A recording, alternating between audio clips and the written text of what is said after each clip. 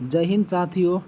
तो आज से जो है हमारी क्लास यूट्यूब पर स्टार्ट हो चुकी है और आज से हम लोग क्या करेंगे, जो भी कक्षा में हम लोग पढ़ाई करेंगे उसी का प्रैक्टिस हम लोग इस यूट्यूब के माध्यम से करेंगे।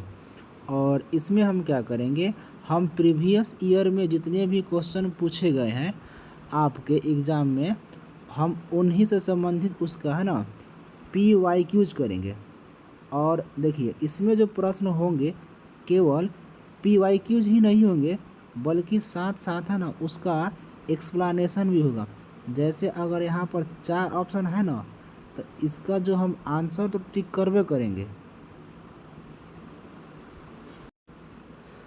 साथ ही साथ हम लोग क्या करेंगे, ये जो बाकी ऑप्शन बचे हुए हैं उनका भी हम लोग एक्सप्लेनेशन करेंगे। ठीक है, तो इस प्रकार से होगा क्या, आपका बहुत सारे क्वेश्चन तैयार हो जाएंगे। ठीक है, और आप जो है आप इसका है ना एक अलग से नोट्स भी बना सकते हैं ताकि आप उसको बाद में रिवाइज भी कर सकें। ठीक है, तो चलिए हम लोग शुरू करते हैं। आपको क्या करना है, आपको क्लास में है ना डेली बने रहना है। ये नहीं कि एक दिन क्लास कर लिए और उसके बाद हो गया।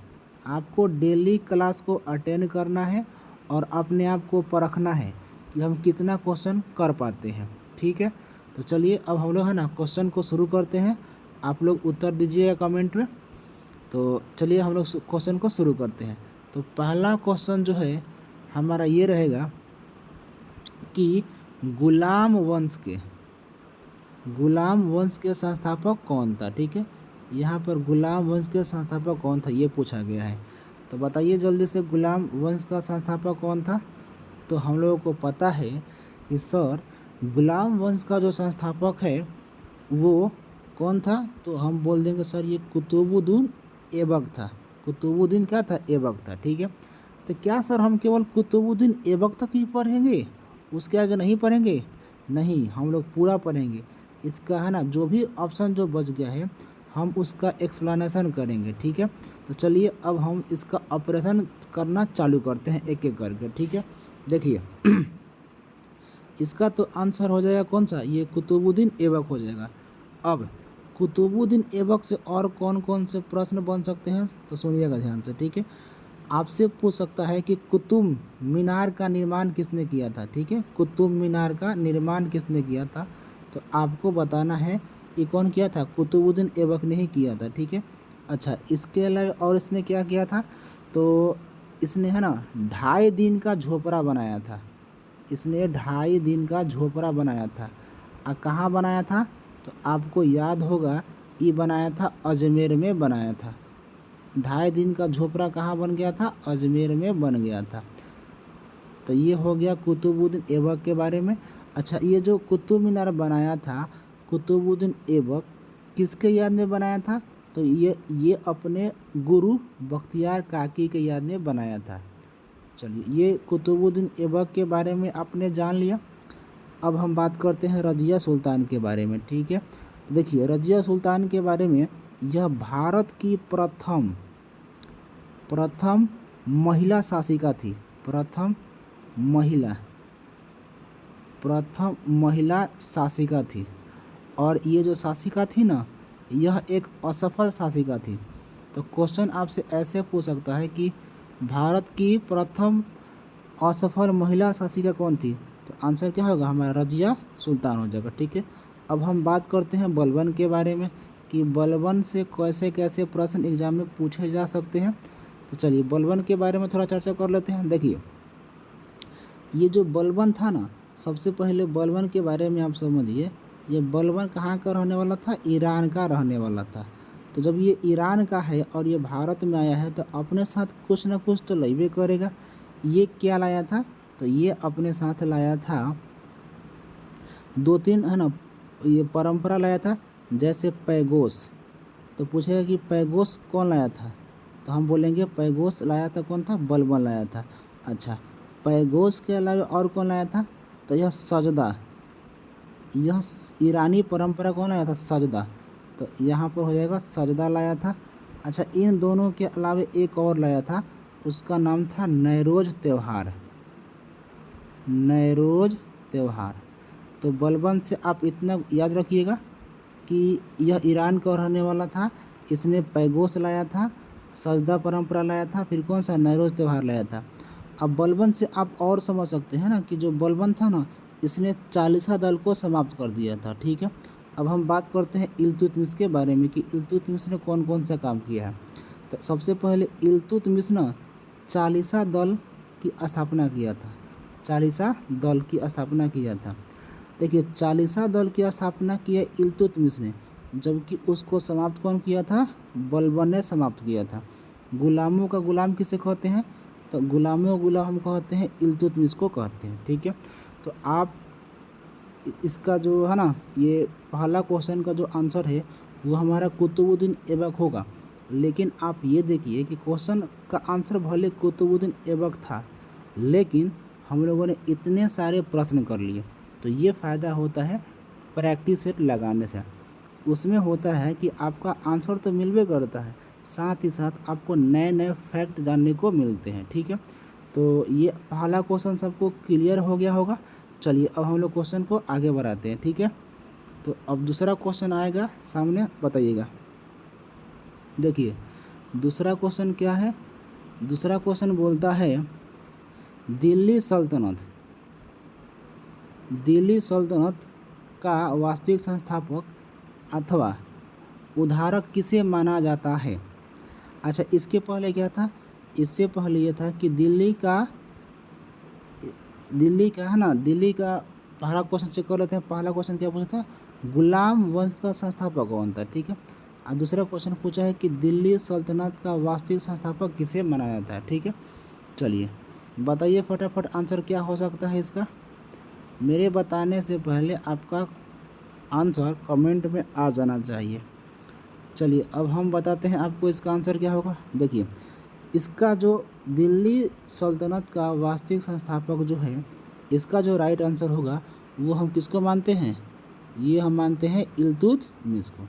ठीक है, तो इसका जो आंसर होगा इल्तुतमिश तो होगा, लेकिन हम केवल यहीं तक नहीं रुकेंगे, हमें आगे भी चर्चा करना है। ठीक है, तो चलिए सर करते हैं। देखिए, अभी मैंने आपको पिछले स्लाइड में बताया कि जो ये इल्तुतमिश है, यहाँ से, हाँ ठीक है, ये जो इल्तुतमिश है इसको हम क्या क्या बोलते हैं? अभी बताया था, इसने चालीसा दल की स्थापना किया था और इसने लाल वस्त्र पहनकर न्याय मांगने की परंपरा भी चालू किया था। अच्छा, इसे गुलामों का गुलाम भी कहते हैं। अब देखिए ऐबक के बारे में मैंने आपको बहुत सारी बातें बताया था कि क्या क्या बताया था कि इसने है ना, इसने कुतुब मीनार का निर्माण किया था, कुतुब मीनार का निर्माण कराया था, 2.5 दिन का झोपड़ा का निर्माण कराया था, एगो कुबुतुल इस्लाम मस्जिद का निर्माण कराया था। ये जो मस्जिद है ना, यह मस्जिद, यह भारत की मस्जिद जो है कुबुतुल इस्लाम मस्जिद, यह भारत की पहली मस्जिद थी, है ना, इस बात को आप ध्यान रखिएगा। ठीक है, यह भारत की पहली मस्जिद थी। बलबन के बारे में मैंने आपको अभी बताया कि बलबन ईरान का रहने वाला था, यह पैगोस परंपरा लेकर लाया था और साथ ही सजदा परंपरा भी लाया था, और इसने एक नैरोज, इसने है ना एक नैरोज त्यौहार भी लाया था। ठीक है, अच्छा, ये जो आराम सा है ना, ये आराम सा कोनो काम का नहीं था, ये कुछ नहीं किया है, बस आकर है ना 8 महीना शासन किया है, उसके अलावा ये और कुछ नहीं किया है। यानी हमें आराम शाह के बारे में नहीं पढ़ना है, मेनली है ना आपको ये 3 चीज़ आपको ध्यान रखने हैं, इल्तुतमिश के बारे में, ऐबक के बारे में, बलबन के बारे में। तो हमारा जो 2 नंबर का क्वेश्चन होगा, राइट आंसर क्या होगा? ऑप्शन नंबर ए हो जाएगा। ठीक है, चलिए आगे बढ़ते हैं अगले क्वेश्चन की ओर। अगला क्वेश्चन ये बोलता है, पढ़िएगा क्या बोलता है और इसका आंसर छाप दीजिएगा कमेंट बॉक्स में। देखिए, पहला बोलता है कि इल्तुतमिश ने दिल्ली सल्तनत की राजधानी के रूप में किसे स्थापित किया? चलिए आइए करते हैं क्वेश्चन का पोस्टमार्टम। इल्तुतमिश ने दिल्ली सल्तनत की राजधानी के रूप में किसे स्थापित किया था? देखिए, तो इल्तुतमिश ने अपनी राजधानी जो है वो कहाँ बनाया था? ये दिल्ली को बनाया था। तो इसका जो आंसर क्या हो जाएगा, ये दिल्ली हो जाएगा। अब देखिए, अभी मैंने इल्तुतमिश के बारे में आपको बहुत सारी बातें बताई, ठीक है। जितने भी बातें बताई आपको कमेंट में छाप देना है ताकि आपको याद हो जाए। आप जितना लिखिएगा उतना आपको चीज़ है याद रहेगा, ठीक है। तो कोशिश कीजिएगा आपको है ना लिख लिख कर पढ़ा जाए। तो इल्तुतमिश के बारे में बात कही जा रही है ना, तो मैंने आपको बताया था कि इल्तुतमिश को क्या बोलते हैं, गुलामों का गुलाम कहा जाता है। तो पहला फैक्ट तो यही होगा कि गुलामों का गुलाम किसको बोलेंगे, हम इल्तुतमिश को बोलेंगे, है ना। यह गुलामों का गुलाम था। दूसरी बात ये, इल्तुतमिश ने ही चालीसा दल का स्थापना किया था। चालीसा दल की स्थापना किसने किया था, इल्तुतमिश ने किया था। अच्छा, और ये लाल वस्त्र पहनकर न्याय मांगने की जो परंपरा है वो भी कौन चालू किया था, इल्तुतमिश ने ही किया था। और उसके बाद ये जो इल्तुतमिश ने अपनी राजधानी कहाँ बनाया था, दिल्ली ने। अच्छा, यहीं पर याद रखिएगा जो कुतुबुद्दीन ऐबक था ना, कुतुबुद्दीन ऐबक, इसने अपनी राजधानी कहाँ बनाया था, तो इसने अपनी राजधानी कहाँ बनाया था, लाहौर को बनाया था, लाहौर को बनाया था। तो ऐबक ने राजधानी बनाया लाहौर को, इल्तुतमिश ने कहाँ बनाया, दिल्ली को बनाया। तो हमारा जो 3 का राइट आंसर होगा दिल्ली हो जाएगा। आइए बढ़ते हैं अगले क्वेश्चन की ओर। अगला क्वेश्चन ये बोलता है कि दिल्ली के प्रथम प्रभुता संपन्न इल्तुतमिश को किस उपनाम से जाना जाता है, ठीक है।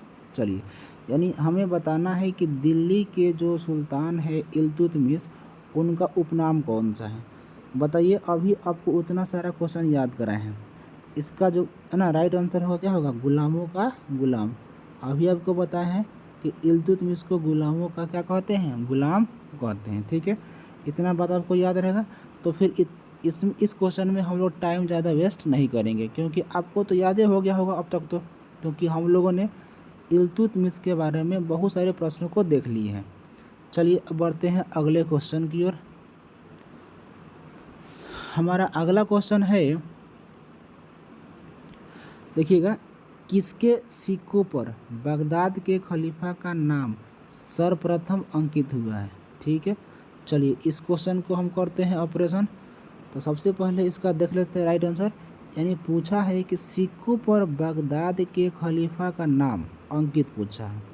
तो इसका मिलता है कौन, अलाउद्दीन मसूद शाह। इसका जो सही आंसर होगा वो होगा अलाउद्दीन मसूद शाह। अब देखिए, अब हम लोग फिर इसमें कुछ ऑपरेशन कर लेते हैं प्रश्नों का कि कौन कौन सा किसका होगा।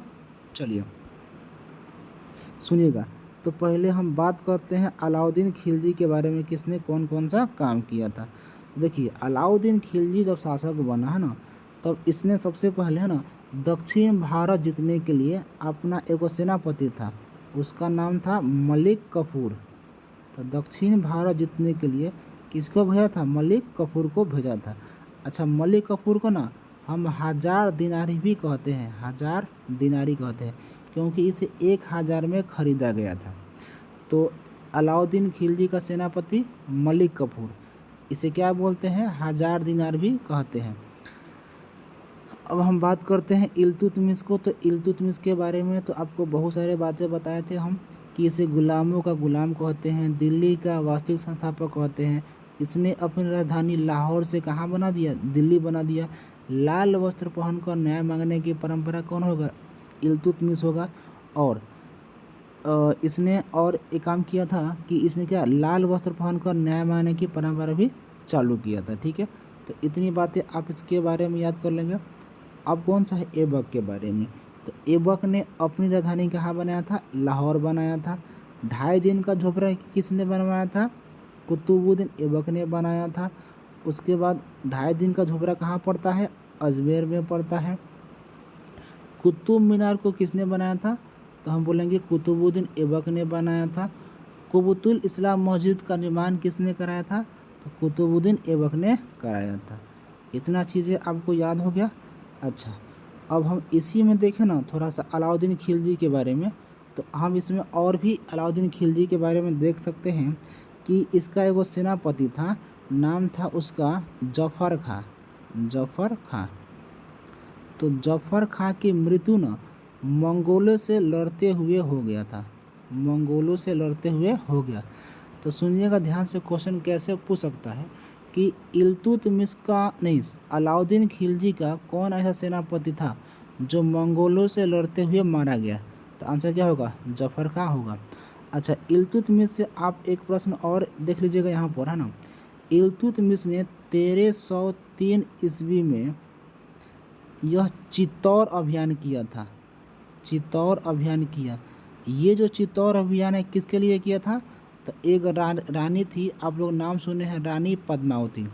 तो रानी पद्मावती के लिए इसने क्या किया था? चित्तौर अभियान किया था। ठीक है, चलिए आइए बढ़ते हैं अगले क्वेश्चन की ओर।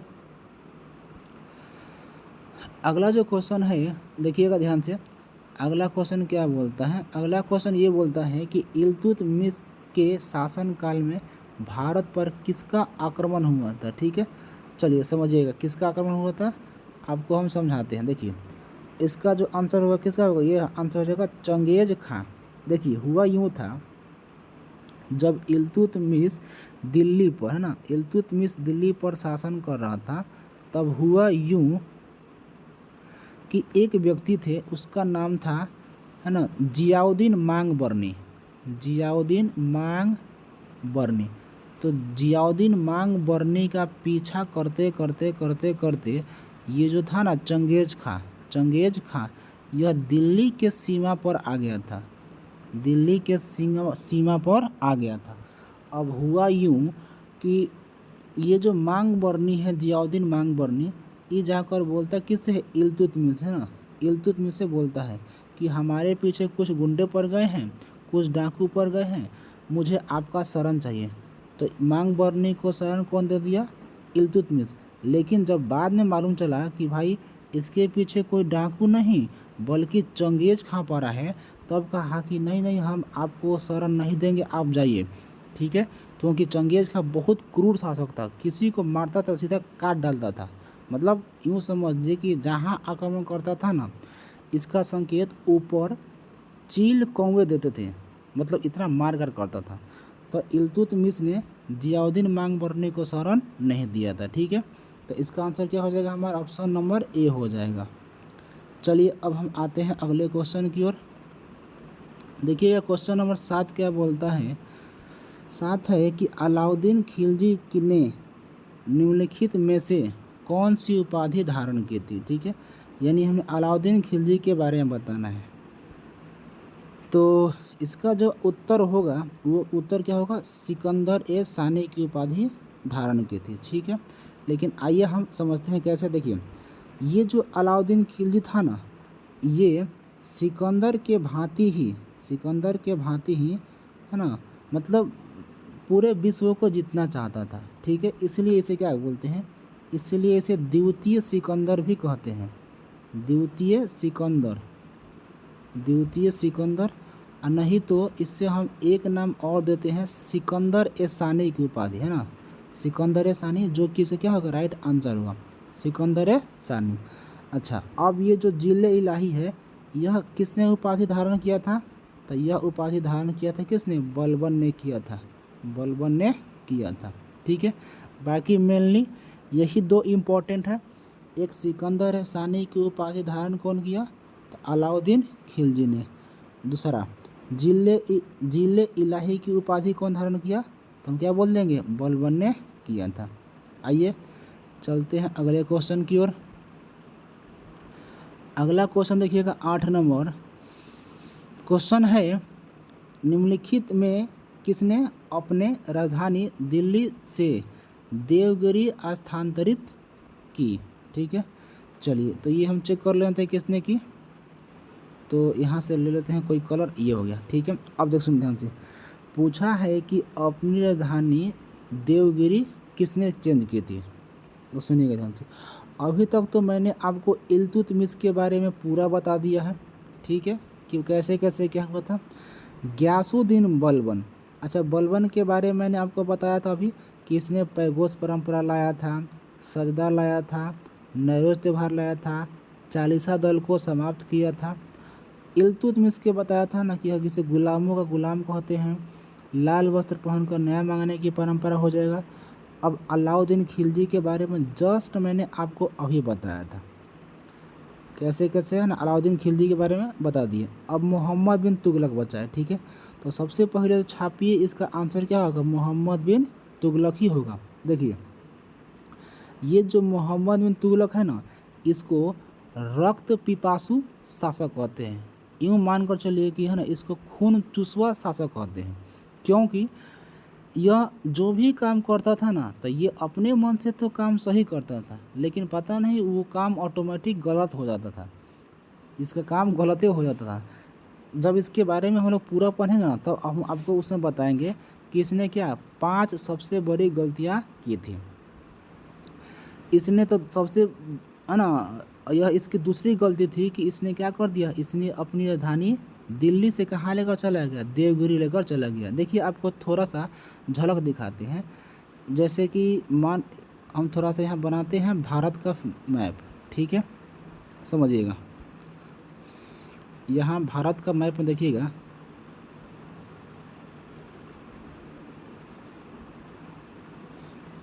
हटाते हैं यहाँ से, ठीक है।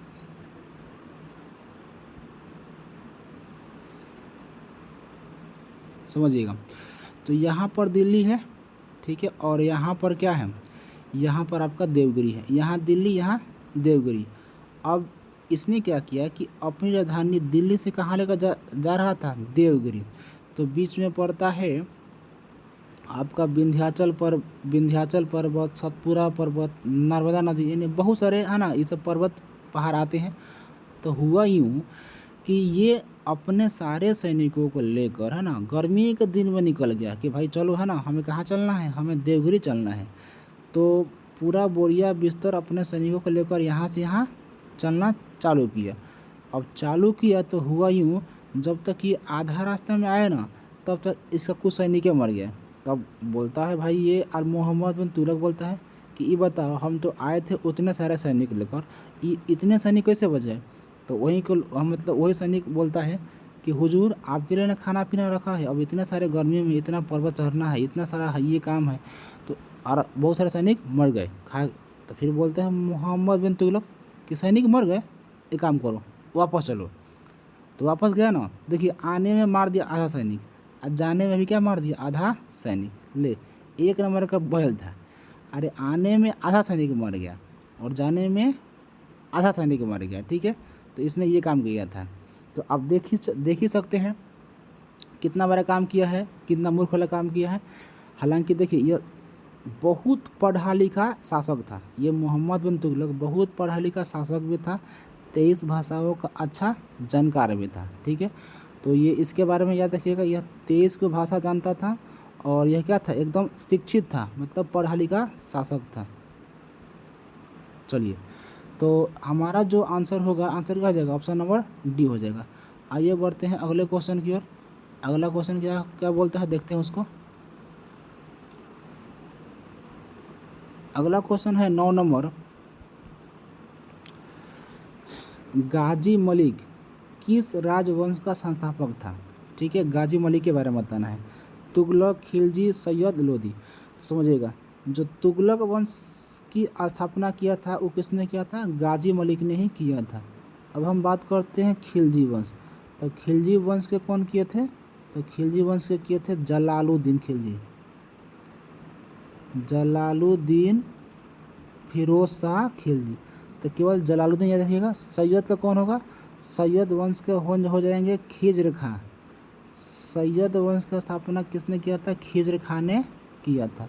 अच्छा, लोदी वंश के कौन किए थे, लोदी वंश के कौन किए थे, तो आपको याद होगा लोदी वंश के संस्थापक कौन थे, तो हम बोल देंगे बहलोल लोदी, बहलोल लोदी, ठीक है, ठीक है। तो ये 3 गो वंश हो गया, ये तीनों क्या हो गए, संस्थापक हो गए। चलिए बढ़ते हैं अगले क्वेश्चन की ओर। अगला क्वेश्चन है, इसमें देखिएगा, मोहम्मद बिन तुगलक ने निम्नलिखित में से किस एक नवीन विभाग की स्थापना किया था।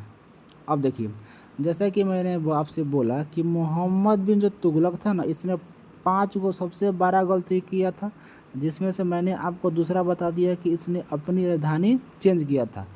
पहला गलती का नाम सुनिए, इसने क्या किया ना, दोआब पर टैक्स लगा दिया। दोआब क्या होता है सर? तो दो नदियों के बीच का जो स्थान होता है, जो क्षेत्र होता है, उसी को बोलते हैं दोआब। तो इसने दोआब पर टैक्स लगा दिया। अब पता है टैक्स भी कब लगाया था? जब अकाल पड़ा था तो उस समय इसने टैक्स लगा दिया, जबकि जनता ये सोच रही थी कि चलो भाई अब की जो है अकाल पड़ा है तो जो हमारे राजा है वो हमारे कर में क्या देंगे, छूट देंगे। लेकिन इसने तो गलती से और टैक्स लगा दिया। अब भाई पूरा इसका विद्रोह होने लगा कि भाई ऐसा नहीं होना चाहिए, ऐसा नहीं होना चाहिए। जब बहुत सारे लोग विद्रोह करने लगे तब इसने क्या किया ना, इसने एगो विभाग बनवाया था। नाम था उसका अमीर ए कोही, चाहे इसी को बोलते हैं अमीर ए कोही ना, इसी को बोलते हैं, एक अलग भी नाम है इसका, अमीर ए कोही,